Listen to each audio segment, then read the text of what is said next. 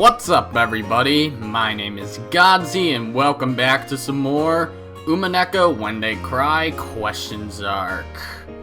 Last episode, we began Chapter 4, and Ange, still trying to get into that habit, has formally introduced herself to Battler and Beatrice under the name Gretel. I think it was Gretel, it was something like that. Some fairy tale character, I think.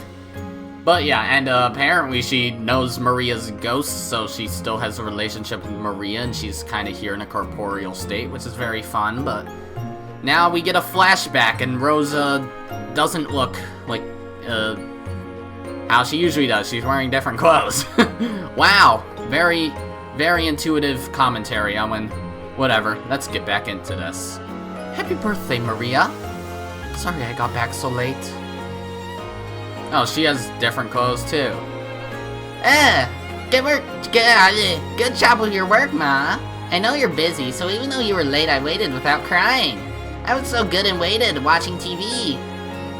Yes, you're such a good girl, Maria. As a present for waiting politely, you can order anything you want today. Of course, only as much as you can eat, okay? Today, can I change my corn soup to onion gratin soup? Yes, that's fine. Corn soup? What is with the Japanese?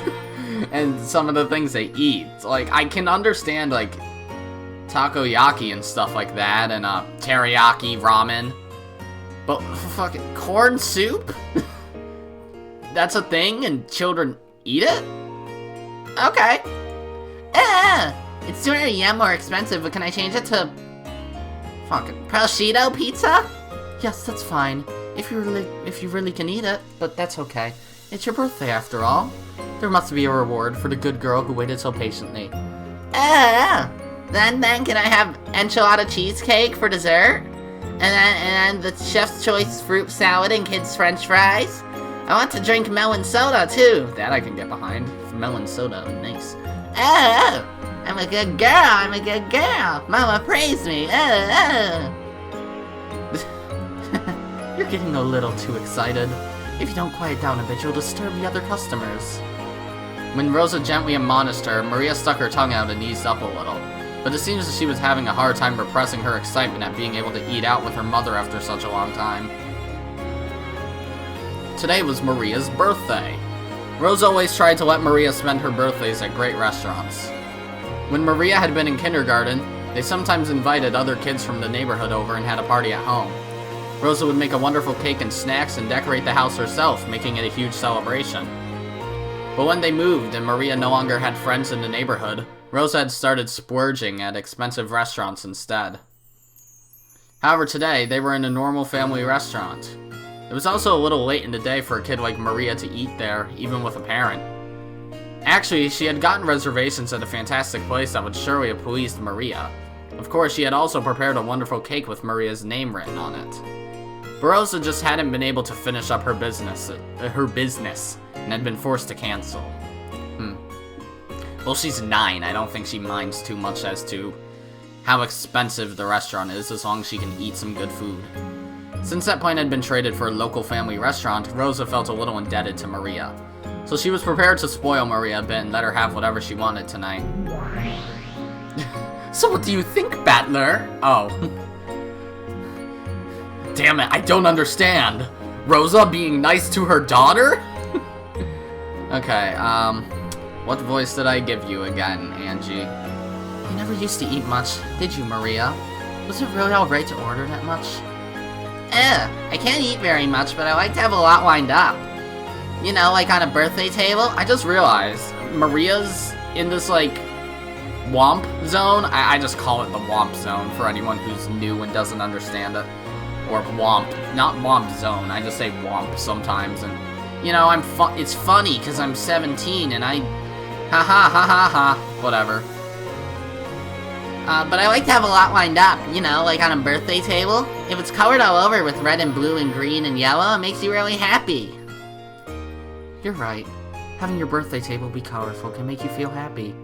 Birthdays at my place were no match for yours, Maria, but the cakes we bought at the Ushiromiyas store in front of the station were always gorgeous. Angie thought back to her own birthdays nostalgically. Wake up, little shit. Even though Dad was busy, he sometimes came home just to show up at my birthday party, and then went right back to his company. Well, at least that's smart enough.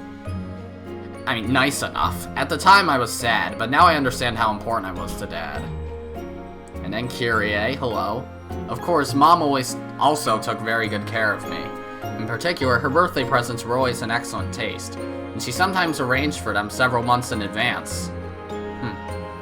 Even though we always sent an invitation to Battler, he didn't get along with Dad or something, so he kept not coming. So when he did come, I was really happy.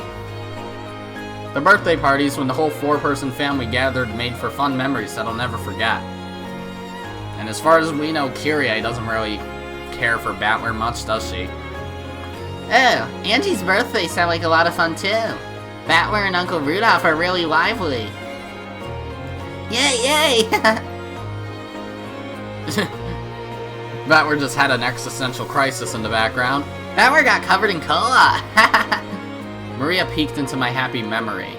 As I sat quietly, wearing the origami helmet that Dad had made for fun, I was a little embarrassed. In my hand was a paper gun that Battler had folded for me. And Mom was taking a commemorative photo. It was the happiest moment of my life. But your birthday's no worse, Maria. And this is the day you get him, right? Sakutaro. Sakutaro? Oh, I was really looking forward to it. I got so excited, wondering when Mama would show me the wrapped present in the corner of her bag. Sakutaro is the name of the stuffed animal that Maria was to receive that day. For quite some time before then, Aunt Rose had been making a stuffed animal to give Maria as a present today. Hearing that it was a cute lion stuffed animal, Maria had already given it the name Sakutaro, even though she hadn't received it yet. Today she was looking forward to meeting Sakutaro even more than her own birthday. Aunt Rosa ran a clothing design company. It seemed to be some kind of brand name. What was it? Auntie Rosa? What? It seems her catchphrase was, "I can't forgive the me of yesterday."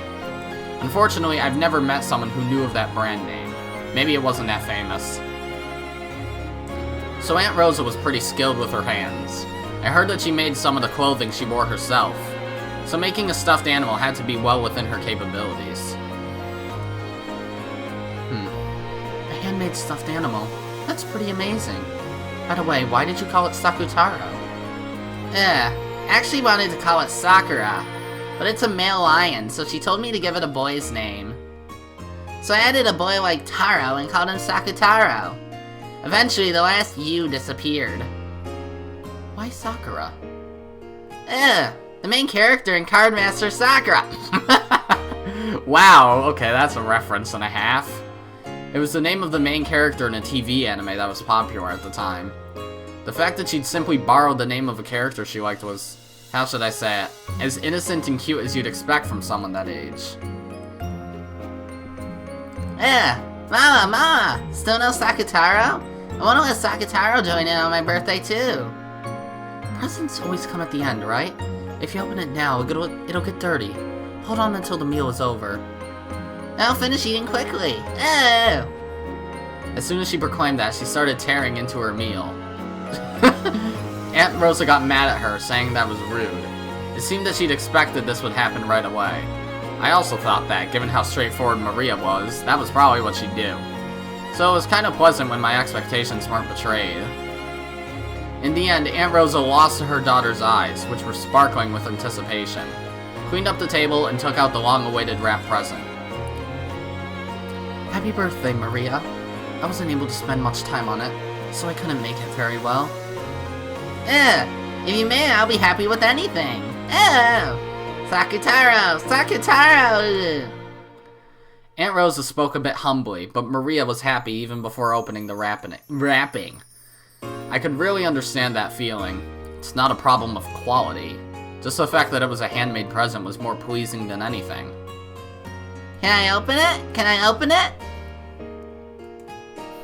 I wanted to wait until we got back home before doing it, but just for a bit, okay? We'll just take a look and say hello, then put it back. You can give him a proper greeting once we get home.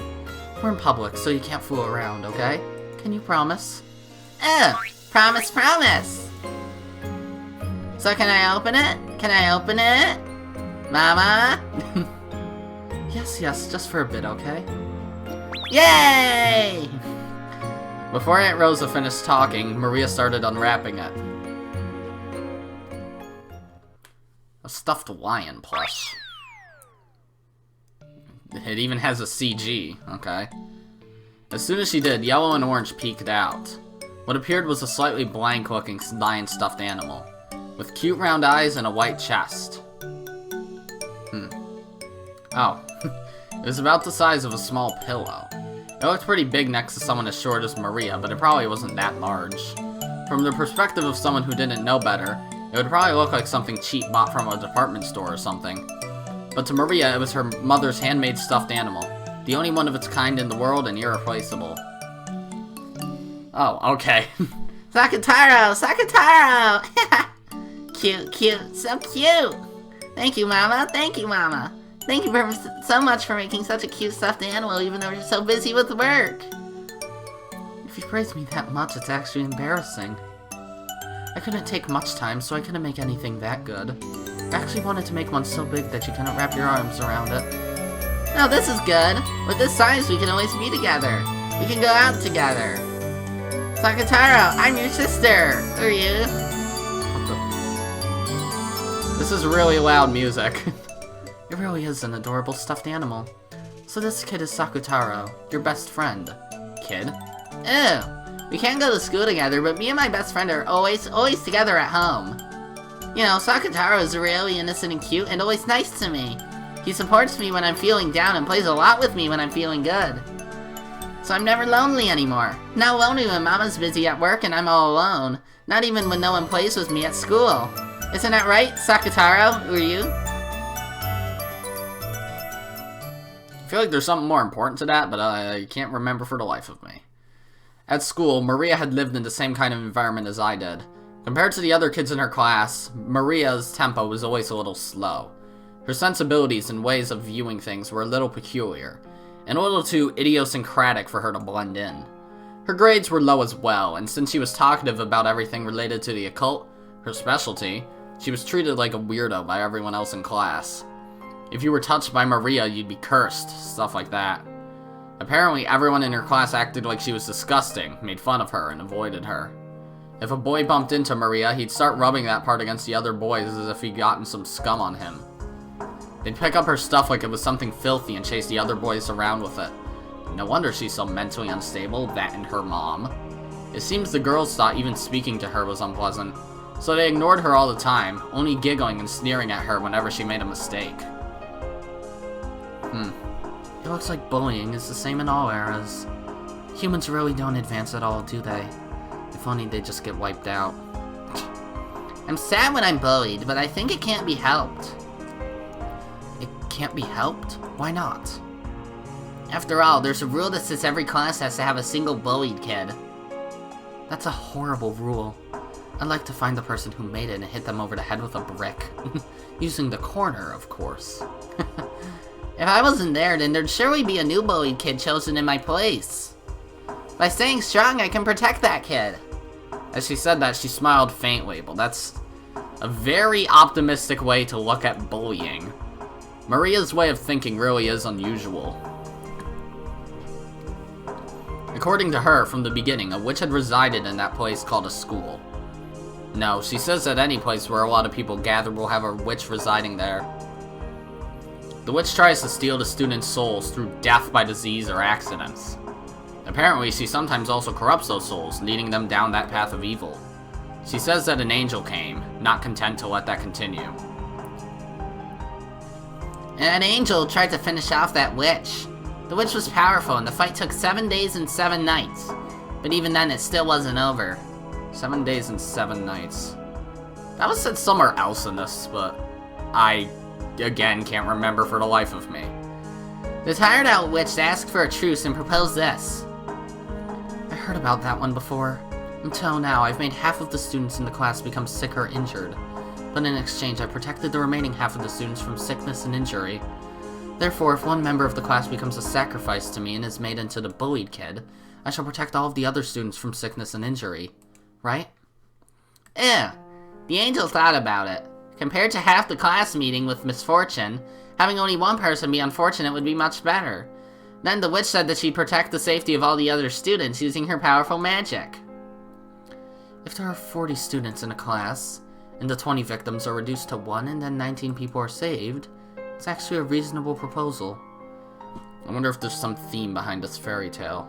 If it's a creation by Maria, a 9-year-old girl, that'd be pretty impressive. The angel decided to accept that proposal. So through that single sacrifice, 19 people were saved. That's why my role is important. The witch is protecting 19 people.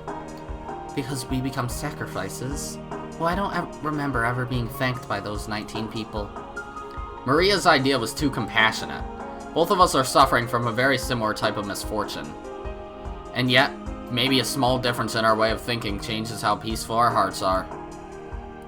So, you aren't sad, Maria? I'm not sad at all. After all, I'll be together with Sakutaro from now on. Right, Sakutaro? What? Is the doll talking?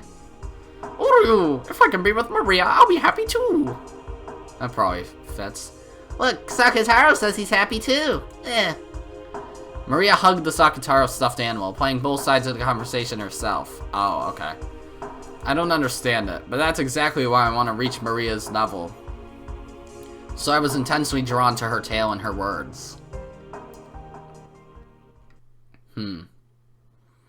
Angie, is it tough because you're all alone?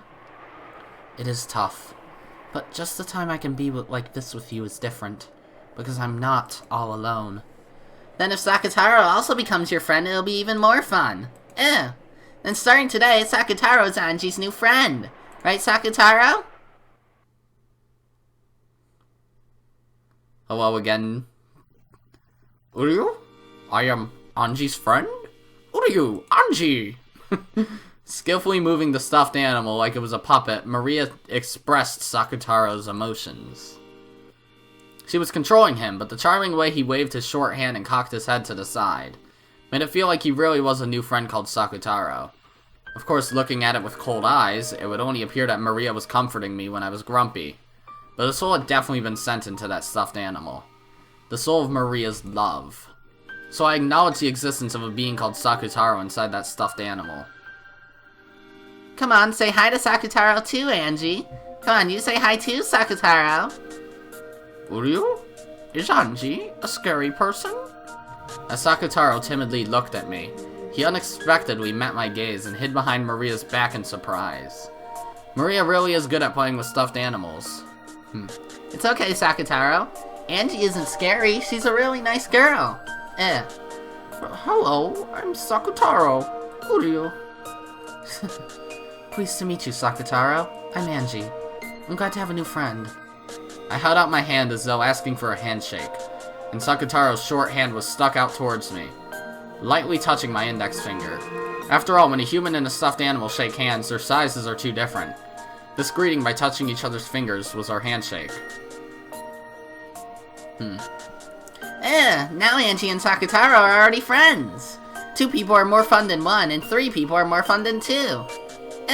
Oh wait, did it say? Oh, Uryu! Maria had given the name Sakutaro to the stuffed animal she was to receive on her birthday, and had warmed and expanded his existence in her heart for a long, long time.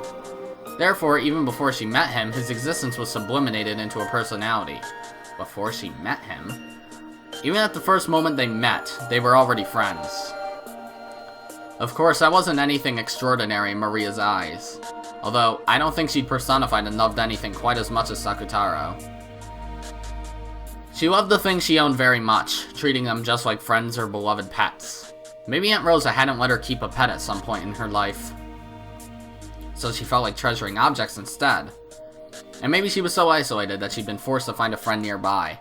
Because of all that, what happened that day wasn't anything extraordinary from her perspective. Even so, Sakutaro... No, maybe I should call it Sakutaro, like Maria. There's no doubt that Sakutaro was a stuffed animal. No, a friend, whom she loved more than anything or anyone. Wake up, screwheads! Okay, a phone. Hello, it's Mama. You're in a good mood. Is a friend over? Playing with Sakutaro. Sakutaro, knock it off! It was already about 9 o'clock that night. Rosa had asked because this wasn't a good time to have a friend over, and she'd been just a little surprised. But when she thought about it, Maria didn't have any friends who would come over to play, did she? Even so, to think that she'd have so much fun playing with that stuffed animal. Rosa was very pleased that Maria had liked her birthday present so much. Sorry, Mama just can't get her work finished tonight. The next season's lineup is having a tough time. Looks like we're finally starting to get orders bit by bit, and I want to somehow give it a bit more impact so we can answer to their expectations. So you're spending the night? Sure, okay. Do your best, Mama. But really? Thank you, Maria. Thanks for being understanding about Mama's work. Rosa was surprised that Maria had accepted so easily that she wouldn't be able to come home from work. To Rosa, having to tell Maria that she'd be coming home late or staying overnight was a huge burden. Maria would start crying about how lonely she was on the other end of the phone, and it took a lot of time and effort to calm her down. To think that Maria would accept it in such high spirits. Is this also thanks to Sakutaro? Rosa was once again pleased that she'd given her daughter such a good present. I'll make sure I come back this time tomorrow. Let's eat dinner together then. You haven't eaten dinner yet, have you, Maria? Buy a bento at the convenience store and eat it. No sweets and no soda. I'll check the receipt and the change, understand? Shopping with Sakutaro! Shopping with Sakutaro! Hey, not Sakutaro. Have him watch over the house. From Maria's manner of speech, Rosa got the feeling that Maria might have gone shopping with that stuffed animal without her knowing about it. Rosa's forehead creased, and after sourly saying that Maria definitely mustn't do that, she hung up. Yeah, Mama said that I mustn't go shopping with Sakutaro. What are you? Can't go shopping with Maria. Staying home alone will be lonely. Why would Mama say not to go shopping with Sakutaro? What are you? I'm sure that if Maria was seen with me, it would be embarrassing. Embarrassing? Why? Mama says not to take me outside a lot. And she usually says Maria can't do it because she's too old. But I'm not embarrassed at all to be with Sakutaro, right? I'm a lion, but I'm a stuffed animal. You're a lion and a stuffed animal, but you're my friend. So let's go out together. Just when Mama isn't around. It's a secret. You aren't saying you're embarrassed, are you? I'm not embarrassed, but... What are you? The people outside are a little scary. Is that it? Then I'll make it so that you can go outside without being scared. Leave it to me, I've got something that's really useful. Maria started fishing around her messy room. Okay. Rosa often told her to clean it up, but Maria apparently didn't like doing it. However, Maria herself knew more or less where everything was. So much so that if it were to be cleaned up, she would have trouble finding where anything was. I guess that makes sense. It's just like a child thing, I guess. Here it is. Hey, look, Sakutaro. A knapsack! Maria proudly held it up high. Sakutaro looked at the knapsack, which was gaping open, squirming as though saying, "Are you serious?" What are you? Maria, you aren't saying... This way we can go shopping together and Sakutaro won't be scared. Maria held Sakutaro up and started stuffing him into the knapsack. At first, she tried to stick him in head first, but then he'd be upside down and suffocate. So she pulled him out and tried pushing him in again, feet first. What are you? Tight, cramped, dark. What are you? Look, it's alright. If you stick your head out, it isn't cramped, it isn't dark, and it isn't scary. And it's a good view. What are you? You're right. It's okay for me to go shopping with Maria like this. Yeah, it'll be fine. What should we get for dinner tonight? Come on, let's go out, Sakutaro.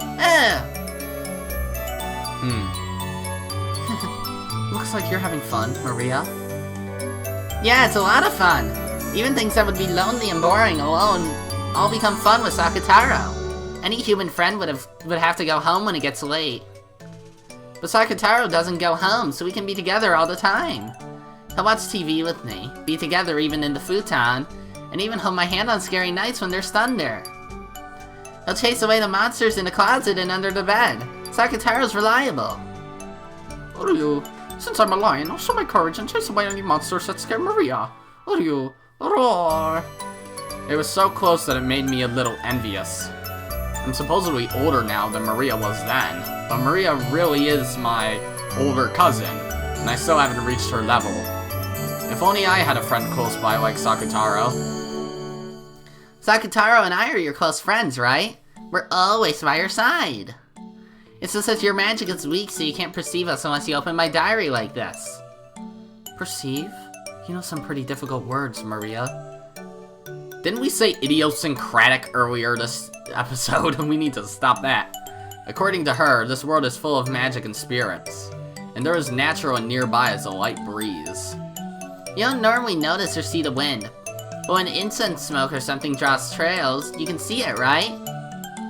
Right. And even if you can't see it, it's always nearby. That's it. We're always really close by to you, Ange. Gods and spirits and guardian spirits are always right next to us. But if you aren't conscious of them, you can't feel their existence. Like wind, they can't be seen with the eyes. But they certainly are near us, and if they draw trails in the smoke called magic, anyone can see them. I thought I'd only be able to meet Maria while this diary was open. But from what she says, she's always with me, and I can meet her at any time if I truly desire to. Along with a record of my life, I left a fragment of my own soul in my diary. So the power of my magic resides in this diary. But it's very faint, so only you can feel it. Only I can tell it's there? Yes. After all, the power of a witch resides in you, just like me. If you study hard, you too will definitely become a great witch in the future. A witch. I wonder if that'd be fun. Oh, it is fun. If you do that, you'll be able to know that Sakataro and I are always by your side.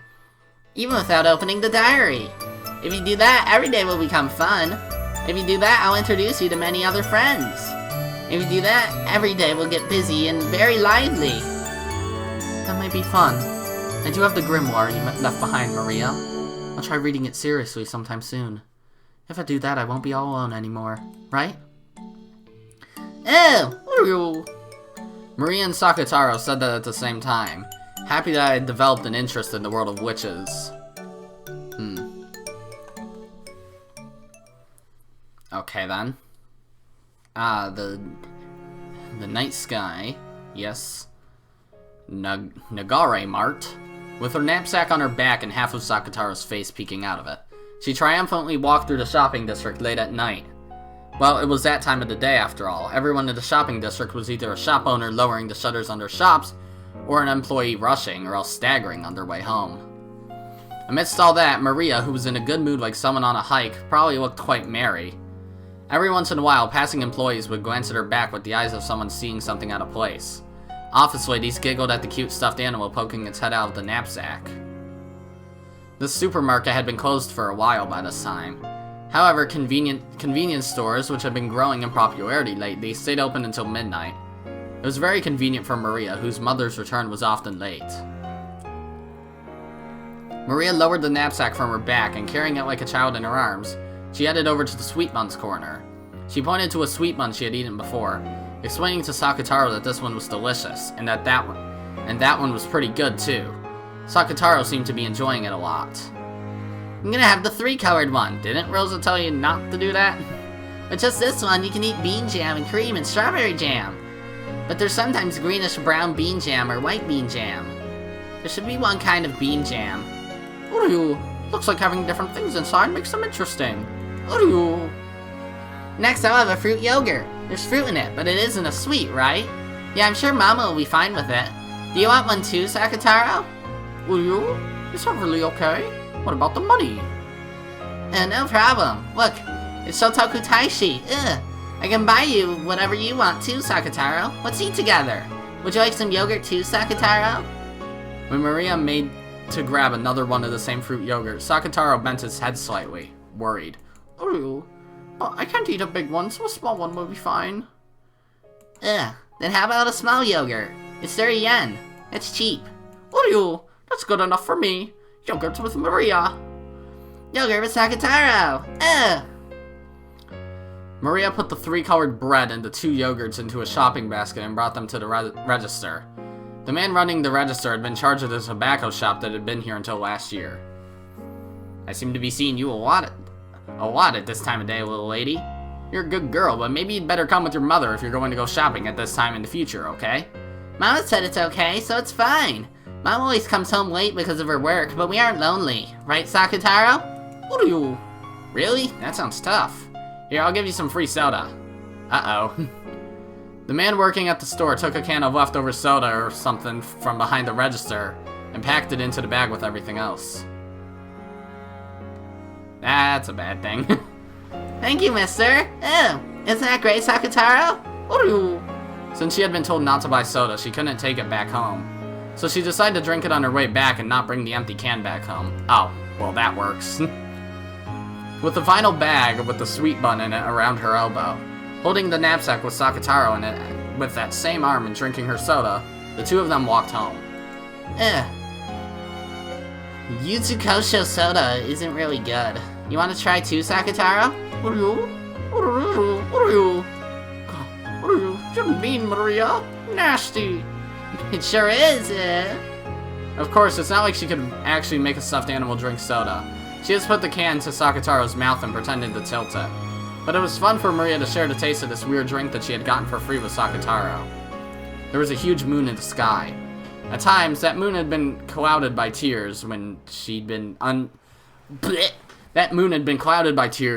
unmanageable during Rosa's overnight stays, and when she'd been scolded by her mother. But this moon was very warm, and it seemed to watch over the two of them as they enjoyed their trip home by themselves. Maria and Sakataro. Ange watched the two of them go from behind. She looked so warm from behind. After looking at the backs of Maria and Sakataro together, it became very hard to remember all of those long nights when she'd cried because her mother hadn't come home. I couldn't say it to Maria, but if I'd been in the same position, I may have given a stuffed animal the name Sakataro, but it wouldn't have been anything more or less than a stuffed animal. Anyone can make a relationship that only distracts you from your loneliness. But Maria was different. Sakataro isn't a stuffed animal or a toy. He was a real friend, and far from just distracting Maria from her loneliness. He changed the nights without her mother into a fun time where they could play all by themselves. Was it because Sakataro was a special stuffed animal? Because her mother had made it herself? Because it was very, very cute? Probably not. If there's a secret here, it doesn't lie within Sakataro. I think it probably lies within Maria.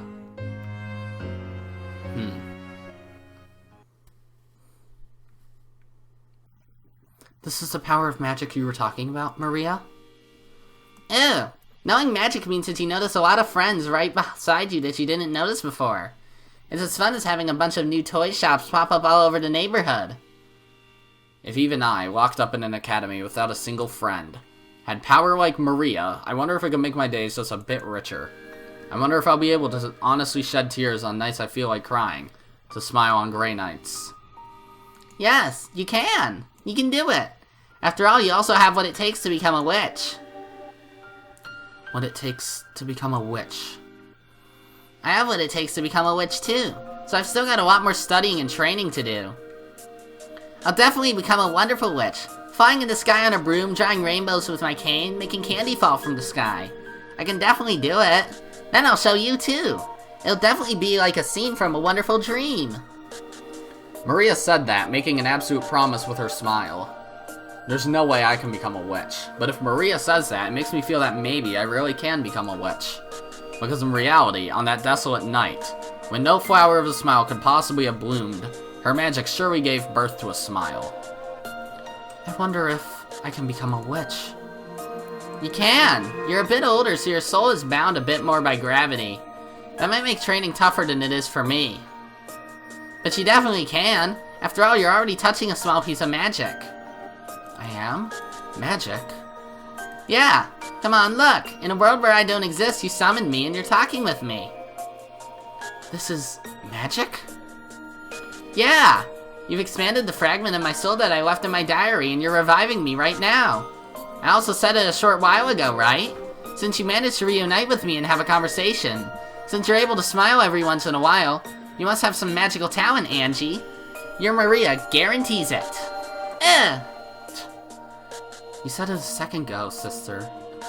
Maria, rather. I thought I could only meet you while the diary was open, but you're really nearby all the time, right? If I had more of the power of magic, would I be able to see you? And just like now, would I be able to talk with you, Maria? At any time? Yeah, you can talk at any time. I'm there by your side to say good morning, and even during class. Let's talk together during dual classes to distract you from your boredom. I'll also be there to talk to you during meals, so let's always be together like this during lunch break. We're with you after school too, and of course, I'm always by your side even after you return to the dormitory. It's just that you don't see me except when the diary is opened. Even when I close the diary, Maria, you'll be by my side, right? Yes, I'll be there. So if you try to see me and try to talk to me, I'll definitely be able to answer. If you look strongly and try to talk, that is. I'll give it a try. It isn't easy, okay? It isn't going to go well all of a sudden, got it? I understand. I'm sure it won't be easy. But I want to be like you, Maria. Crazy, you mean? I understand. Then look at me well. Look closely. Okay. Slowly open and close your eyes. You can't shut them for a long time all of a sudden. After burning my form into your eyes, try to make it blend into the inside of your eyelids. Yeah, I'm doing it. Once you can visualize me even when your eyes are closed, without changing anything, slowly and softly close your eyes again. How is it? Can you still see me? Yes. I think I can probably see you. Then try opening your eyes for a second. Now for the real thing. Calm your heart and close the diary. At that time, my form may disappear for a second. But calm your heart and don't get anxious. And then, try to make the me that's blended into the inside of your eyelids blend back into your eyelids. Slowly visualize me in the empty air. In the empty air, see me. Yeah, I'm okay. Then, I'll close the diary. Oh. Slowly, I closed it. When I did so, a gray reality filled with dull air unfolded. Of course, Maria's form disappeared. Give it all you've got. Have courage. Take the first step into the world of witches. I felt like Maria was cheering me on inside my heart. She's cheering me on? Really? Or do I just think that she is? No, that's wrong. You're supposed to point at the screen, Angie. She probably has a sprite like that. I'd be surprised if she doesn't. It's because I think this that I cannot see her. Maria is always by my side. And even now, she's definitely there, cheering me on to do my best. That reached my ears, so I mustn't ignore it like it's my imagination or the voice of my own heart. I believe that Maria is there. I mustn't doubt. I believe. Maria said she'd always be by my side. I must not doubt that. But looking at that empty space by the empty back wall of the school building, amidst all those heartlessly boring rays of sunlight, calling out her name was unexpectedly difficult. The chains of common sense that had clung to me until today sneered at me, telling me that calling out to the empty air was ridiculous. It was almost like being told to take a step forward off the roof of a skyscraper overlooking a sea of lights. It's Maria saying it. It's alright, she's saying that I'm someone who can do it. Stop thinking that you might fall or that it'd be foolish to take a step off a roof, and free yourself from those chains of common sense. Yeah, what was with that scene where she jumped off a building?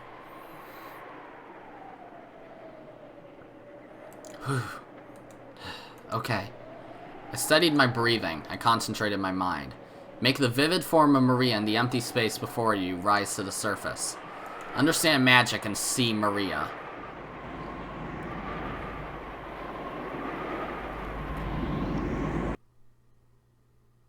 Maria. Huh? Is someone there? At that time, I was answered by a rustle in the bushes and a wild cry, and I came to my senses. It looked like I wasn't the only one behind the school building. No, since I'd been so immersed in the world of the diary, I hadn't noticed someone coming. I recognized a group of 3 beyond the bushes. They were kids from my class. Uh-oh. From their appearance, it felt as though they'd come behind the school building to gossip about someone or talk in secret. I hurried out of that place. Because if it became known that I'd been alone in a place like this, mumbling to myself, it'd become a pain again. What a pain. She said it right. She said it right. She said Maria or something, right? Isn't that creepy? She isn't seeing spirits or something, is she? Ushiromiyas is so funny. I could hear the shrill, loud laughter from behind. Irritated and feeling that Maria had been made fun of, I left that place at a quick pace, and then a jog once I turned the corner. And I might have made it to Maria's world with just a little more time. It was frustrating, aggravating. Why does everyone get in my way? I haven't gotten in anyone else's way, not even once. I ran and ran, but it still felt as though I could hear their shrill laughter. Okay. Well, we aren't done yet, that's for sure. That was interesting, I suppose. Ooh, it's snowing outside. I would like to not go to school tomorrow, thanks. Please snow a ton. The world 12 years later, October 1998. Weren't we already 12 years in the future anyways? Okay, a building. Hello, building.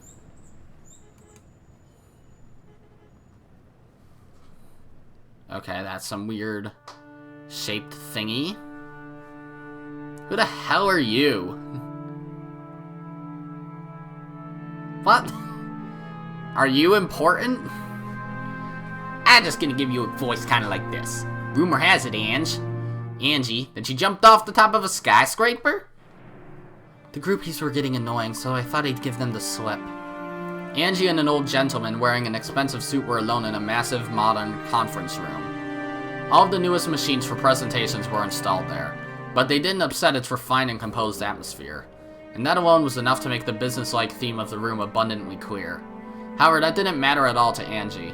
She carelessly sat on a high-class chair that executives making a salary of several 10 million yen probably sat in, looking aloof from the world. The guy looks familiar, but I don't know why. Well, granted, I have seen the Umineko anime, so that's probably what I've seen him in. It's because I knew they were remodeling on the lower floor and had a safety net out. Ange talked about it like it was no big deal, but in reality it had been a miracle among miracles.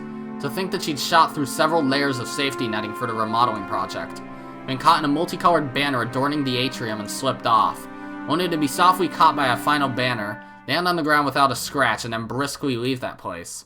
It put Hong Kong movies to shame. Why'd she jump off the building, though? Like, I get this is after it, and I guess she survived, but what?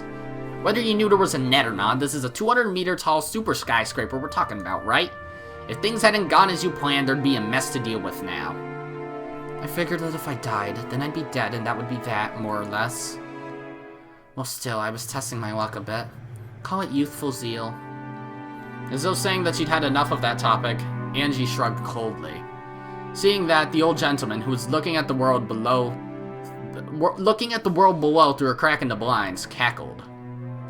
So you were testing your luck, is that it? Mama, you truly are Kinzo's grandchild. The nerve to trust your life to chance. The chairman was also a woman who could stake her life on a bet like it was nothing. So maybe this really is the Ushiromiyas blood at work. You really will make it big in the future. Please, let me be blunt. Why not give up this running away from home act and return to the Sumadera family? I heard that Mom had a bad relationship with her family. I don't want to go to the house of people I first met at a funeral. The Sumaderas are Mom's family. Sumaderas, okay. They're an old family from Kyoto, and compared to Mom's frank attitude, unbelievably strict. The only Sumadera I've been on good terms with was Grandpa, who was living apart from his family under the guise of retirement. Mom kept in touch with him too, but she avoided the rest of the family completely, almost hostilely so. So when I went out to play with the Sumadera family, it was always Grandpa's house I visited. When I was young, I didn't really understand it, but I hear that Grandpa was in an extremely weak position as a man who'd move into his wife's family register, and his relationship with Grandma was also bad. You might even say that Grandma hated him and confined him to the house. It isn't hard to imagine that because she had a soft spot for Grandpa alone. Mom was also hated by the Sumaderas. Since I was her daughter, they probably hated me quite a bit too, and yet they appeared for the first time at Mom's funeral, shamelessly going on about how big I'd gotten, like they could actually act like family after all this time. When Aunt Eva died, I would inherit all the wealth of the Ushiromiya family. It wasn't what they were after. There's no way they would have been able to say such if that wasn't what they were after, there's no way they would have been able to say such disgusting words. Oh, okay. Well, it's not as though I can't understand your desire for self-abandonment now that you're all alone. This isn't self-abandonment. I'm just taking a carefree stroll now that the annoying Aunt Eva has finally kicked the bucket. Everyone else is just making too big a deal out of it. Of course, everyone's after the vast Ushiromiya wealth I bear. They must think that becoming my guardian means they'll be able to do as they please with that wealth. Just how many people have tried to get close to me, acting like they want to be a substitute parent? If you ever find that you're hurting, please talk with me if it will help, okay? After all, I think of you as my own grandchild, Angie. I'll say no thank you for now. More importantly, let's return to what we were talking about. Who even is this guy? Has he shown up in this already? Oh. Okay. After being repeatedly hospitalized because of psychogenic stress, she has already failed in the world of 1998 due to acute heart failure. She lived her later years in isolation with no one to understand her, and is the only survivor from Rokanjima. The media gave her the name Queen of Suspicion. She continued to make reckless expansions of her business just like Kinzo had done in the past, which earned her many enemies. By her later years, she was doing it merely to harass people, as if she enjoyed it, rather than financial gain, and it was all done for the sake of Ange, who would eventually succeed her. And then we have Ange, yes. Oh! We have a third page. Huh? Oh. Okay, so it counts all of them as witches. So Maria is a witch then? And so is Ange? Okay.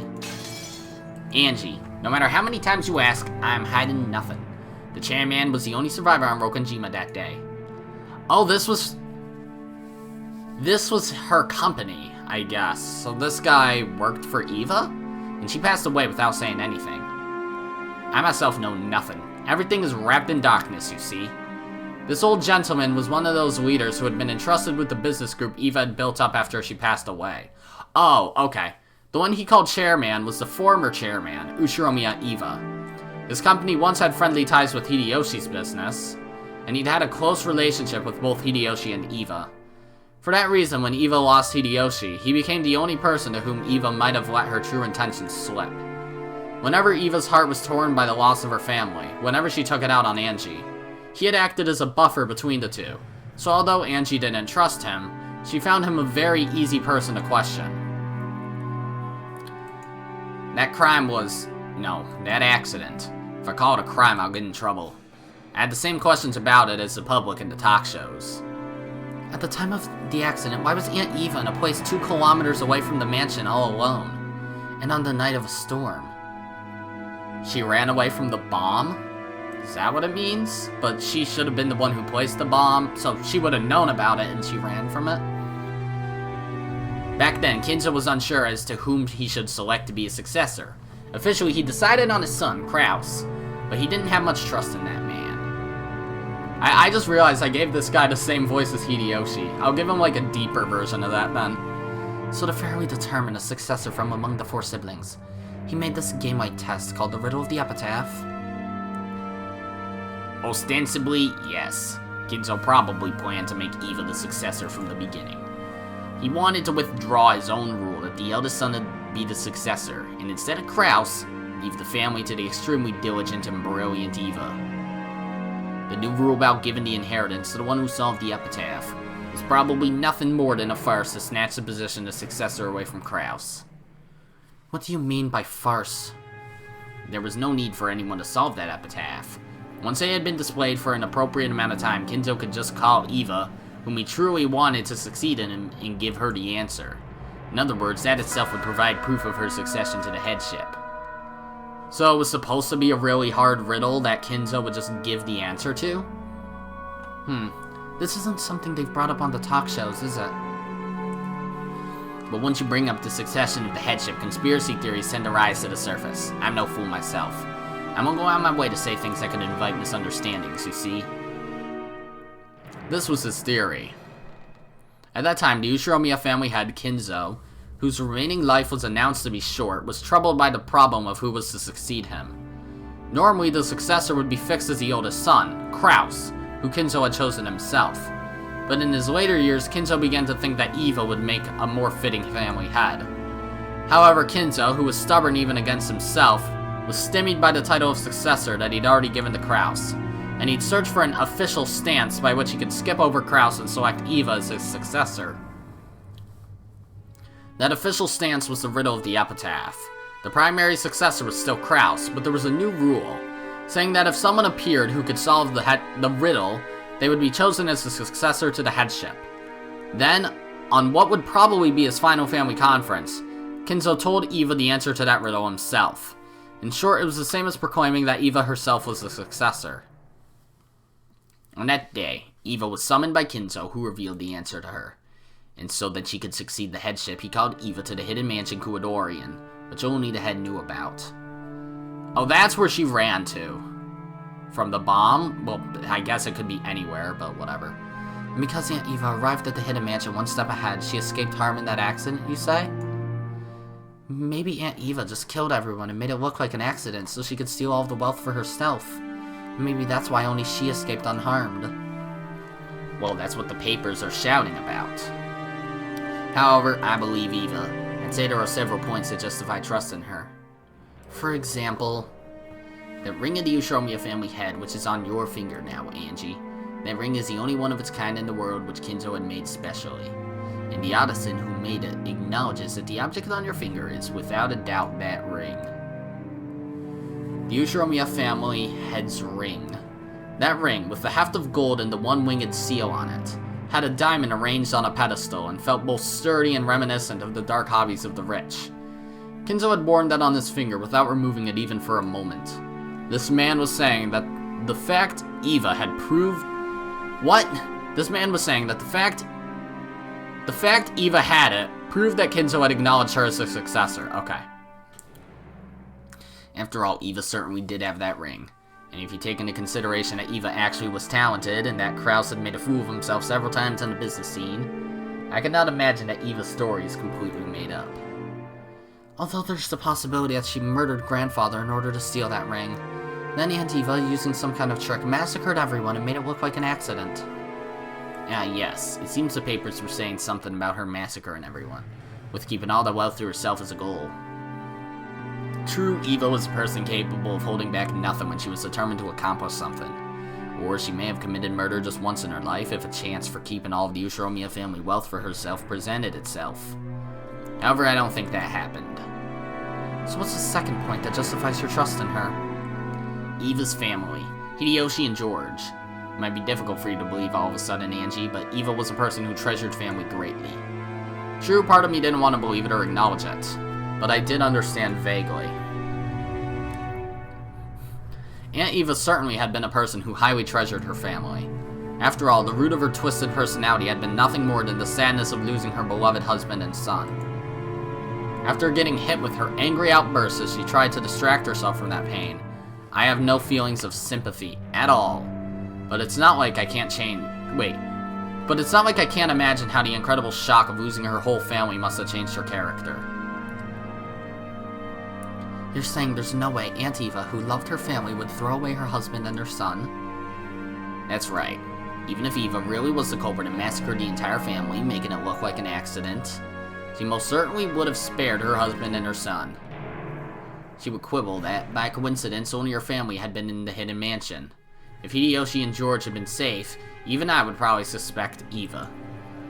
Well, Hideyoshi was probably killed by Rudolph or Kyrie, more likely Kyrie since Rudolph's face was blasted. And George... I was spitballing, but I implied that he faked his death. Nanjo was an accomplice, Eva the main culprit. Nanjo lied, saying that George was dead, and then George killed Nanjo and then killed himself? I don't know.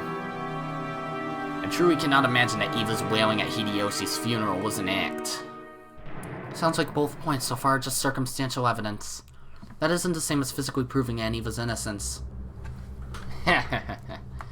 If you say that, then you're stuck right away. Eva was the only survivor, and she says that this is the truth. But no one can prove her innocence. Yes, that's right, and no one can prove that she committed a crime either. And the final point that justifies trust in her is the police. After all, it was such a flashy crime. The police were being pushed forward by a public in an uproar over conspiracy theories, so they must have investigated Eva thoroughly. It was easy to feel something unnatural about the claim that Eva had avoided the accident by coincidence, because she alone had escaped to a hidden mansion. Furthermore, at the time, Hideyoshi's company had been right in the middle of a takeover struggle, and in order to buy off the big stockholders, she'd wanted a large sum of cash. It shouldn't be too hard to find a motive there. But as a matter of fact, there had been nothing at all that implicated Eva as she went to the family conference. Literally, how? Nothing unnatural was found on her that could have been used to brutally murder her family and make it look like an accident. She shot Battler, and also likely Rudolph and Kyrie, and she also killed Rosa and Maria. At the very least, was there someone else, Kraus and Natsuhi? The servants who escaped harm by being off duty that day also stated that they hadn't seen anything strange regarding anyone related to the event, Eva included. Putting all of that together, it could only be concluded that Ushiromiya Eva had headed to Rokkenjima for a normal family conference without any change, and had encountered an accident. The other servants, are we gonna see any of them? Because the only ones we know exist are the 5 that we know exist. The police looked so intensely, and they still couldn't find evidence that it was a crime. They reached that conclusion themselves. Doesn't this resolve the Rokkenjima suspicion? That just means that the police couldn't find evidence that it was a crime, right? There's nothing I can say to counter that. It becomes the devil's proof. To expose it as a crime, you would simply need to find evidence. But what could you possibly find to prove her innocence? It's impossible to prove a negative fact. Did Aunt Eva commit a crime, or did she not? Because we can't find any materials that'll let us say for sure. The truth will remain a mystery. That's what you're saying, right? That's it. Phrased in the manner you would prefer, that's what it amounts to. It was impossible, even for Eva, to prove her own innocence. On that island, an unfortunate accident occurred, and Eva survived by chance. And we don't know any more than that. In short, it all comes down to whether you believe the story of the only survivor, Eva, or not. I believed. The ring and her praiseworthy love for her family, and the tears she shed at the funeral. Taking all that into consideration, I decided to believe her story. But I don't believe. If she wanted to steal the ring, there were probably many ways for her to do it, and no one knows if her relationship with her family really was that good. No one can prove that tears at a funeral are real. Anyway, I hated Aunt Eva from the very beginning, so I don't even want to believe her. She's heated. How does one view the truth of the crime? You and I are on completely opposing sides. Even though the information we are given is exactly the same, we interpret it in completely different ways. This happens often in politics and business. The exact same enterprise will always be assessed in multiple different ways. Do you know why? Why? It's a question of whether one has love. Ah, shit, this again. Whether you feel love for someone or not completely changes how you view them. If a person you like gives to the poor, you respect them for it, right? But if someone you hate starts donating, you fiercely protest that it's a publicity stunt or that they're handing out favors.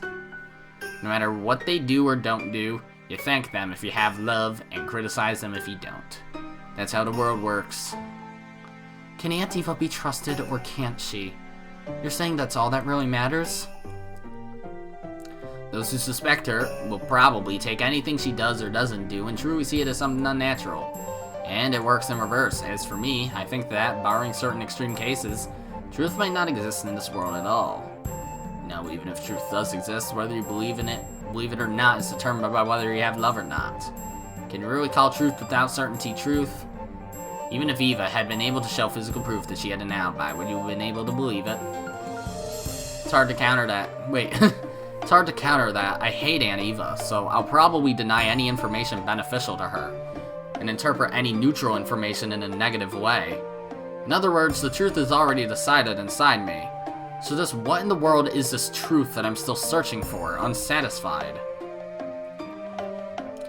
That's how it is. So no matter what you hear from me, since you still suspect Eva after all this time, nothing will change. At the very least, even if you were to grasp a piece of hitherto unknown information, I don't think you'd be able to reach the truth the way you are now.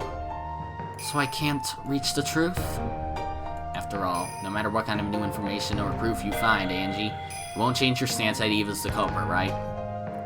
So it's pointless to investigate anything more, because the truth inside of you is already decided. However, if you stop assuming that to be the truth, if you wish to struggle further towards the deeper, real truth, there is a single way. I believe I already mentioned it, but do you know what that is? Is it love? I don't really know what you mean. What? Right now you're considering this under the assumption that Eva's the culprit. But that's no different than looking at something with a single eye.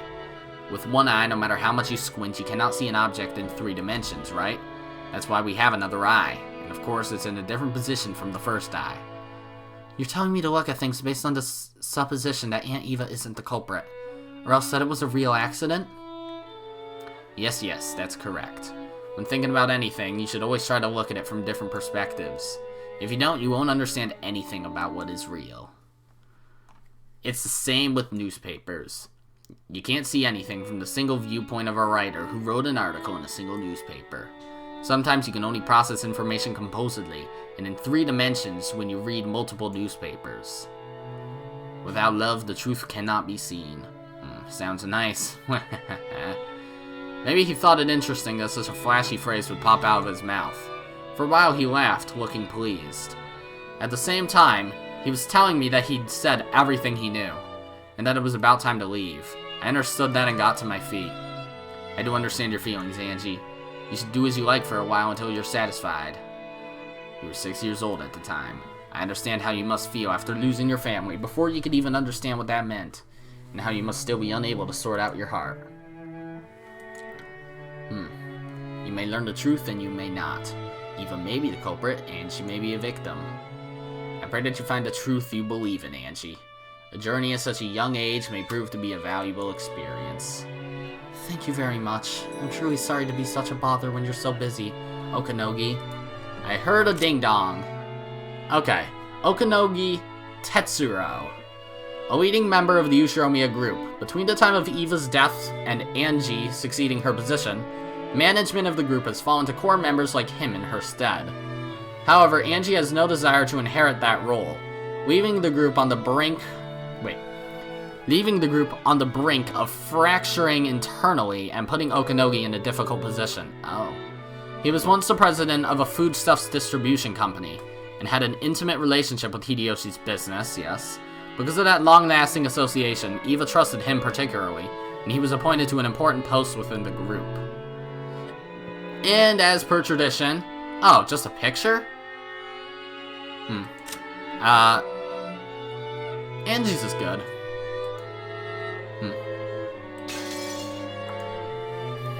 No trouble, no trouble. What are you going to do now? Well, whatever works. I've made appointments with several specialists and people related to the crime, and I plan to go visit them. I see. Hope you find an answer you can accept. Oh, beep beep. At that time, company president Okanogi's secretary came in, handing him a memo over his shoulder. He read it, then looked between it and my face. Angie, my apologies as this comes right after telling you to try going on a journey, but I have some information you should lend an ear to. It looks like you're in a bit of a nasty fix right now. People after my money? This is why money's stupid. Yes, but if you sell off all the wealth trying to donate the whole sum to the public welfare, you'll make the eyes pop out of those people optimistic about their chances with your fortune. Oh, the Sumadera family. Those guys act so proud, like they're my guards or something. I haven't forgotten Aunt Eva. There's no way I'll put myself in the care of the Sumadera family. They probably want to, as Aunt Eva often threatened in the past. Cut off my arms and legs, throw me in a warehouse, and suck the Ushiromiya family's wealth dry. Apparently a messenger from the Sumadera family is coming here. They're saying to hand you over. No, that they want to protect you. A messenger, you say? It's your aunt, Kirie's younger sister. I believe she told me earlier that she thinks of you as a little sister. What? She's gotta be joking. At least call me a granddaughter, you old hag. Judging from the context, it seems they have no wish to listen to your desires. I have a car waiting in the parking lot, 2 stories underground. Go. The Sumadera family is telling you to hand me over. Is it really okay to let me go? You will definitely become something big in the future, Angie. Let us call this a favor to be repaid upon your success. Go, quickly.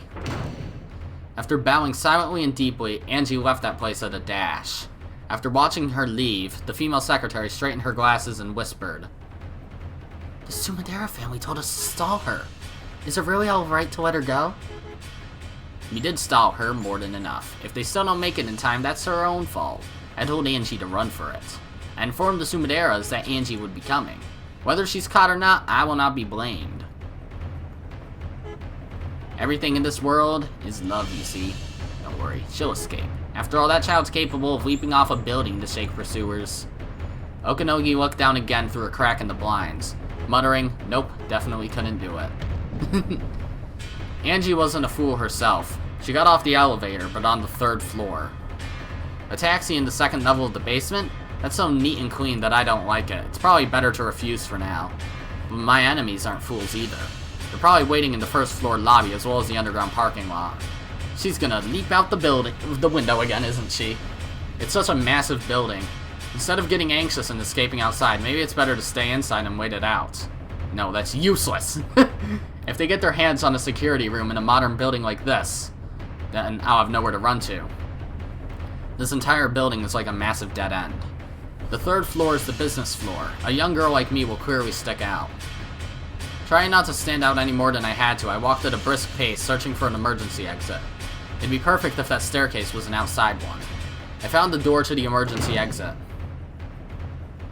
After opening that heavy door, I found the outside staircase I'd hoped for. I bumped into a man who looked like an employee skipping work and smoking a cigarette. After glaring at me, he quickly crushed out his cigarette and went away. It looked like there was no one below. If I'm gonna escape, now's my only chance. Oh fuck, a car? Just when I thought that, a black car slid right under me and came to a sudden stop with an incredible squealing of the tires. Judging by the sound of tires, it seemed they had several other allies, and that one of them had come here to block this path. Not bad, Aunt Kasumi. To think you'd even send a car to pick up your little sister when she's trying to get out through the emergency exit. Bam bam, the doors of the car were forcefully opened and 3 black-suited men jumped out, looking up at the emergency staircase. Crap, our eyes met. 12, target found. Northwest side emergency stairs, 3rd floor, send support. Angie, try not to move from there. Forgive our roughness. The 3 of them began to clamber up the emergency exit. They've already announced that they plan to be rough. This is pretty bad. As long as I don't stop breathing, they've probably been ordered to grab me no matter what, even if they've got to rip out one of my arms. Clank, clank, clank, clank. Their heavy, wild footsteps became a helix and began to rise from the lower floors, getting closer. In the entrance lobby of the building, a woman with 7 black-suited guards behind her advanced at a leisurely pace. Seeing this ostentatious entrance, the security guards for the building ran up to them, asking if they had an appointment. Huh? Hi? So many new characters. I'm guessing this is probably, like, Kirie's sister or something. How typical of Tokyo people. Don't you understand the status of the person you are talking to without her having to say her name?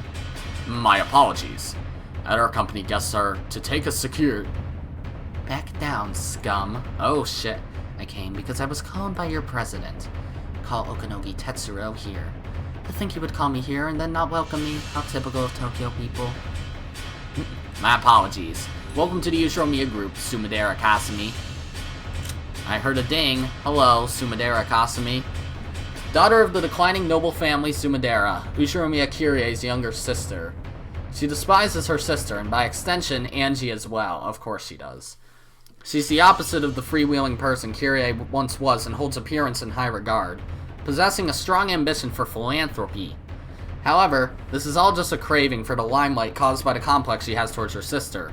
There are several opposing factions in the Sumadera family, and they're constantly engaged in a secret feud over who will control the vast wealth Ange holds. And as per tradition, looks about as good as I expected, honestly. With his secretary behind him, Okanogi dashingly appeared from the elevator. Even though both of them wore bold smiles, they were wrapped in attention reminiscent of the smell of gunpowder. Where is Angie? I came to greet that adorable daughter of my big sister's. Strict observance of time is our motto here at the Ushiromiyas group. The former chairman herself said that those who can't keep time can't keep contracts. You called me all the way to Tokyo and this is all you have to show for it? You let her go, didn't you? Please, she escaped from us. We did stall her for quite some time, but unsurprisingly she did eventually smell a rat. Of course, this wouldn't have been a problem at all if you had arrived on time, Sumadera. These provicals and their loose concept of time. What was that? What did you say to me? You couldn't sense any of Kirie's open frankness in Kasumi's face.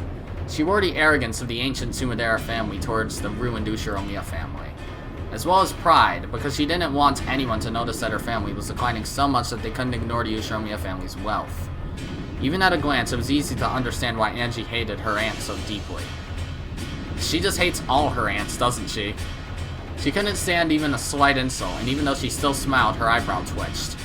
At that time, the black-suited man behind Cosme whispered to her, "Ange has been found. We are currently dealing with her." Oh, I'm glad we made it in time. Thank you, Okanogi. It seems I can finally take my mischievous niece home. I've waited so long to talk with that girl in my tea room with all of the tools prepared. Angie, you kinda gotta run. Clank, clank, clank, clank. As a violent sound drew a helix, it rushed up at me from below, threatening to swallow me up. Of course, even if I fight, there's no way I'll be able to win. And yet, running into the building would be like jumping into a dead end of my own accord. My enemies will increase in number with time. If I don't do something here and now, I won't have any more chances to escape. Then, 3 muscular black-suited men came into view below me. 1, 2, 3. 3 people. In other words, everyone who had gotten out of the car. If there had been just one of them, I might have been able to drop-kick them or something and smash them in the head, which might work out. But it really would be impossible with 3 of them. Wait, 3? If there's just 3, I should be able to make it. I can do it. Take a deep breath. Ha! Oh. What? You idiot! Stop! Look out! Ah! Did she leap over the building? Dear 1 column 12, is the package secure? We received a response. What happened? Respond! She's crazy, damn it! Ow. See, that worked out perfectly, didn't it? There was just the 3 of them after all. I've already tried that once from a higher place. I knew I'd be able to jump down just 3 floors. It's a good thing the car they came in was right beneath me. Even if it wasn't as pleasant as a trampoline, it broke my fall. A little gently, a little roughly. How rude you didn't have to dent that much. The roof of the car broke my fall, leaving a massive dent around my body. Car roofs are surprisingly delicate. I don't think it's because of my weight. Apparently the 3 people on the stairs hadn't planned on me jumping down. It seemed they now realized that they'd been outwitted, and they were rushing down the stairs. I've got to run and escape while I have the chance. I moved my body, making clunking sounds on the car roof. But I'd been naive. Of course they wouldn't all rush up the stairs without leaving one person behind. There was one black-suited man left in the driver's seat of the car that had broken my fall. He stuck his head out the window, and when he realized what had fallen on him, he jumped out. In a rush, I jumped off the roof, but the black-suited man's reaction was really fast. Either there was a massive reward for capturing me, or there had been some harsh punishment in store for them if they let me get away. 15. Secured! Secured! Ow, don't touch me like that! Let go! I was mercilessly held down against the asphalt. I was being crushed face down, covered and pressed upon from above. It was a hold without a trace of elegance, but it was extremely practical and left me no room for resistance. I tried to push back with both hands, searching for a way to resist, but I was being pushed down solidly and I couldn't even tear myself off the asphalt. Then another car came, squealing its tires as it slid to a sudden stop. Is it all over now? Gah! The man that had been crushing me let out a sharp cry. He was yelling straight into my ear, making my left ear ring. What in the world? Along with the black suit guy, I fell with a thunk. After landing face up, the first thing I saw was an arm stuck out right in front of my eyes. Amakusa? Another character? What are you doing here? Oh boy, hi bro. What's up, man? Let's talk about that after we'd lost him. To the car, quickly, lady. Amakusa grabbed my arm, easily pulled me up, spinning me around with himself as the center of gravity. Just when I thought it was a little like a dance, he flung me through the open door into the driver's seat. I climbed over the handbrake and slid into the passenger seat. Pushing me in, Amakusa also got into the driver's seat. Since we suddenly accelerated while I was still on all fours, I had to kick and struggle around on the chair for a while, like a turtle that's been flipped over. Amakusa checked the rear view mirror for cars in pursuit, but he flew into the artery of the big city without lowering his speed in the slightest. This seems like a fun character. We slid our way between cars one after another. Wait, did he get a bio just now? Hold on. No, okay. We sued it, yeah. Just like a chase scene in some action movie. I was shaken by this horrible driving that had trouble sitting back down. You hurt, lady? I'm fine. Humans are surprisingly durable. Next time I try to escape a downward-moving elevator, I'll jump out a window instead. I guess air dives are a hobby of yours, lady. Still, I'd recommend you grab a parachute next time. Sure, if I remember to do it after leaping. Yeah, cool. He smacked the steering wheel, guffawing. Need an explanation for this flippantly talking man? His name is Amakusa Juza. Okay, I just heard the thing. Hello, Amakusa Juza. A former guard of Eva's. Oh, he's fundamentally a thrill-seeker, willing to take on dangerous jobs for very little pay. At one point, he did work as a guard for Ange, but after repeatedly violating Eva's strict orders not to speak to her, Eva grew to dislike him and fired him. Ange seemed not to mind having him around, as he would often chat with her. This man was traveled between the Japan Self-Defense Force, the Foreign Legion, and non-government military companies, has skill in counter-sniping and protecting VIPs. Okay, so he's like a bodyguard. Cool. He was originally one of Antiva's guards. Didn't she start to hate him because he chatted too much? He was much younger than the rest of the guards, but contrary to his outward flippancy, he'd hopped from the 1st Airborne of the JSDF to the French Foreign Legion, placing himself in overseas private military companies and high-class security companies one after another, making for a pretty incredible and unique career. But I heard he deserted both the JSDF and the French Foreign Legion, and that he'll be arrested if he enters France again. Both of these flippant episodes were very typical of him. The guards were sternly told not to chat with me unnecessarily, but he came and took a pass at me, didn't he? Aunt Eva was apparently particularly put off by that and had supposedly dismissed him shortly before she died. It's been a while since I've heard that carefree tone. What happened after you got fired? I was coaching some people at Blackwater. When I came back to the country during my time off, President Okanogi offered me a high wage. So, you deserted again? I wonder how a man like that can be useful for anything. Doesn't count as desertion as long as I come back by next week. I talked with him yesterday. I was told that some troublesome people might come to call on you, lady. Sorry, that turned out to be exactly right. My name probably came up since I know you, and I've got lots of crazy experience. Thanks to you, it looks like I'm in for a happy vacation, plus some pocket money. So, Okanogi employed you as my guard? He probably wants to buy some gratitude from you, lady. After I got fired, I was indebted to President Okanogi in various ways. He's got some dirt on me here and there, and now I can't say no to him. Yeah. Seems that getting indebted to Okanogi can be pretty costly later on. So where are you planning on taking me? Anywhere. I'm employed until the weekend. Anything after that'll cost you extra. How much per day? I'll take 50,000, plus expenses. If you stop cracking jokes, I'll double it. The period of employment isn't fixed yet. It might take several weeks. That'll be tough. I'll have to call my boss to get an extension on my vacation. More than anything, I want to investigate that day. Oh, is this about Rokanjima? Exactly. What happened on that island 12 years ago? I want to investigate with my own hands to my satisfaction. Do you really expect to find anything new investigating something that old? True. But this is a journey for my own self-satisfaction. Once that's over, I'll just throw my hands up and go over to the Sumadera family. Didn't Aunt Kasumi say something about how she wanted to serve me some matcha? Maybe she'll serve me tea as I kneel on sharp wooden blocks clutching stones or something. Damn, that sounds freaky. Yeah. This is the late 90s, I guess. This guy seems a lot more modern than anyone else in this damn thing. My apologies, we lost sight of them. The single man thought to be an associate assisted in her escape. Judging by his possession of a stun gun and his driving skills, he's no amateur. I see, thank you. What a shame, Okanogi. Shall I take this as your answer? Letting her get away was your blunder. It has nothing to do with me.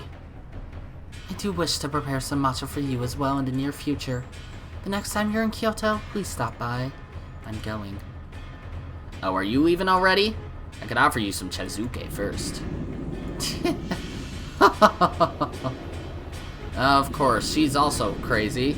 With her back still facing Okanogi, she laughs softly, but with an increasingly shrill and hateful tone, using that as a substitute for a sharp parting remark. Just as she stopped laughing, her features suddenly changed to look like a demon's. But because her back was facing him, Okanogi couldn't see that expression. Okanogi watched her go, laughing coolly. His secretary whispered over his shoulder. Are you sure about this? But Lady Ange is her company's primary stockholder. If the Sumadera family becomes her guardian... I get it. But you know, we're the world-famous Ushiromiyas. We can't let them take us lightly. Still, looks like that guy managed it pretty well.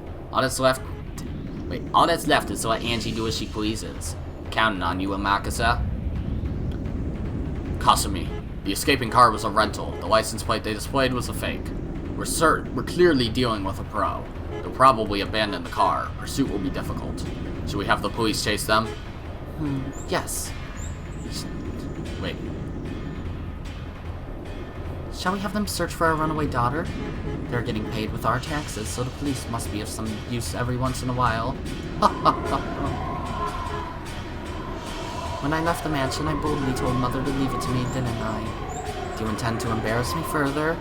Looks like it might be better for me to serve some matcha for everyone at once, doesn't it? Our underground tea room is cramped, so you'll have to wait in line. No.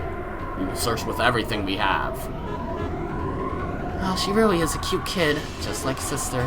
Especially that way she freewheels and does as she pleases. Now I can't see anything but sister. I'm truly looking forward to it.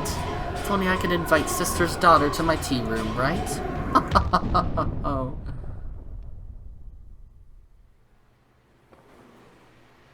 Damn. I'd end here, but I guess I'm gonna do 2 episodes at once, so woohoo! The Sumadera family sure moved quickly. Did Okanogi sell me out? You're joking. He's my client. If he sold you out, he wouldn't have hired me, right? I guess that's true. So that's why you got off the elevator at the 3rd floor. Him having a car waiting in the underground parking lot was just too convenient. I figured Okanogi sold me out, though I guess by now it's impossible to prove whether there was an ambush set up in the parking lot or not. I see. That poor president guy. Looks like you don't trust him a bit, lady. And that car in the basement was mine. Huh? He was talking about you, Amakasa? I freaked when the elevator came and was empty. I wonder what would have happened by now if I hadn't been listening in on their radio. So what's going on? If I'd obediently believed Okanogi and gotten to the parking lot, there would have been no need for me to do that jump off the 3rd floor? Pretty much, yeah. Well, it turned out okay in the end. What the hell? If I hadn't suspected President Okanogi, I could have easily escaped without getting caught in a tough spot. President Okanogi might have sold me out. No, since paranoia told me it was better to assume that he'd sold me out, I supposed and concluded that he sold me out. Because of my inability to believe in him, regardless of his truth, my truth became he sold me out. I thought back on President Okanogi's words. Can you really call truth without certainty truth? Truth can change completely depending on whether you have love or not.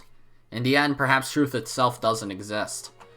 There are as many interpreted truths as there are people who speak of the truth. If I can't accept something, that fluid is truth. Where does the truth that I really want to find exist? And is it something I'll be able to see with my eyes? Even if someone sticks the truth right there in front of me and says it's the truth, I may not be able to see it. Without love, it cannot be seen, huh? Womp. Okay. Oh, hello, Burn. This fragment of yours is very lively. It doesn't bore me. You told me something. You commanded me to search for the truth of 12 years ago. But there's something I'm not getting. What's that? What is truth? There are as many truths as there are people. There are as many interpretations as there are people. And those can be twisted by opinions and changed indefinitely. Is truth really that unfixed and vague? That's right. Truth is unfixed. It can be like a particle, or like a wave, and it can hold conflicting forms at the same time. You are free to believe that the cat in the box is alive or dead. Fucking Schrodinger again. But the truth is very delicate. It can change its appearance just by being observed. You're talking about stuff like... Wait. You're talking about stuff like Schrodinger's cat box? Nonsense. If you open the box, you learn the truth. Discussion about what happens before you open it is just an armchair theory. That's right. And yet, in order to deny that abstract theory, you need to open the box. It is impossible to negate any idea about the contents of a box that cannot be opened. This is what truth is. As long as truth isn't denied, it keeps its form. That's right. As long as truth isn't observed, it keeps its form. In other words, if it isn't exposed, any reckless statement can suffice as truth. Yes. Even if they contradict each other, endless ideas can exist as truth at the same time without being negated. So even something as screwed up as my family being captured by the Rokonjima witch and shut up 12 years ago for all eternity can exist as truth as long as we don't know what happened 12 years ago. This witch called Beatrice forcibly made room for endless imaginings in the Rokonjima of 12 years ago, enveloping all of it inside a cat box. Everything inside the unopenable box is truth. That's right, we don't know what happened on that island, so it becomes endless. That's assuming no one opens it up. I just have to wrench it open. But that box was closed up 12 years ago, and I don't even know where it is. Even if I visit Rokonjima, just what can I learn about what happened 12 years ago on that desolated island? Who knows? I wonder what you could learn. This is something that can only be done by the person who is able to walk around freely in the world of 1998, 12 years in the future. The final witch, Ange Beatrice.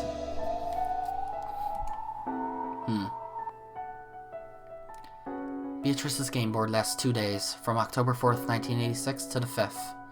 In other words, you're a piece who can move freely outside her game board. And even Beatrice cannot influence this future that lies outside the game board. If you say it like that, it sounds like I'm a pretty overpowered piece. The future of 12 years later in which you are placed certainly is distant. However, the further a piece is placed in the future, the stronger power it holds. I told you, didn't I? The truth changes its appearance when it is observed. Come to think of it, I heard something like that once. Even if one day, all of a sudden, a star in the constellation Centaurus were to explode, the light from that explosion would have to cross 4.4 light years, so it would take it 4.5 years to reach the Earth. That's right. In other words, even if the sun in Centaurus has already died, people on Earth won't be able to perceive that fact for 4.5 years. Because no method of perception exists that is faster than the speed of light. When we learn that the sun in Centaurus has exploded, we Earth people will paint over our history of 4.5 years ago with a new truth. We will revise history with a new fact that it exploded 4.5 years ago. However, for the 4.5 year period until we learn that, despite the fact that it has already died, this mistaken truth that the sun of Centaurus still exists will be able to exist as truth. The truth of the future wins against the truth of the past. That's called a supernova, right? That's right. Thanks, Angie. By itself, the Rokonjima accident gave rise to nothing but suspicion of a conspiracy involving Antiva and the Ushiromiyas family assets. But later on, it was dramatized and linked to the occult, and the conspiracy was painted over by the legend of the witch. Even though it was clambered over as a conspiracy at the time of the crime. Later on, strange occult theories, which claimed that it was the work of the witch, ran rampant and began to paint over the truth of October 5th, 1986. The conspiracy theories will probably be forgotten over time, and only the more bizarre, impressive witch theory will continue to remain a superstition, eventually covering up the conspiracies. That's right, the false truth that exists before the light from an exploding star. The false truth that exists before the light from an exploding star reaches Earth is almost like the conspiracy theory, which is a human theory. The wine bottle with a letter in it that drifted ashore several years later, the message bottle, painted over that theory and made things return to the occult theory, which is a witch's theory. That's right, a witch didn't exist during 1986. The witch took control of Rokonjima because she was observed several years later by us humans of the future, thanks to that message bottle. A small revision is necessary. The witch could have existed even during 1986, as one of many endless possibilities that can exist. Certainly, she'd disappear if she were observed, so she curls up inside the cat box. That's what makes the message bottle so nasty. The witch tried to get out of the box. She made it so that she'd be observed, weeding out possibilities that conflicted with the witch theory. In other words, to make it impossible to negate her, she negated all possibilities other than the witch theory. What the hell? So in other words, Beatrice satisfied the devil's proof with a frontal attack. And that was part of the witch's plan from the beginning. The message bottle is information observed in the future after 1986. It cannot be observed by Beatrice or Battler. It can only be observed by Ange Beatrice. I really didn't want to investigate the message bottle. After all, reading that would be like listening to the witches say. I thought the witch theory was just a crazy fantasy, so I thought of it as nothing more than a waste of time. But Okanogi told me, you can't see things in 3 dimensions with only one eye. You mean that while looking at it from the viewpoint of denying witches, you must also look at it from the viewpoint of accepting witches? That's a correct way of thinking. The number of viewpoints is like a denominator. If you have one viewpoint, the mystery in the numerator doesn't decrease in the slightest. However, the more your number of viewpoints increases, the more the mystery begins to be divided. I understand. There was a message bottle that washed up on a neighboring island several years after the crime. That passed into the hands of Dilettante. I made an appointment with him just in case. I was able to hear Aunt Eva's say from Okanogi. Next up is the witch's say. Why don't I listen to Beatrice's say? Okay.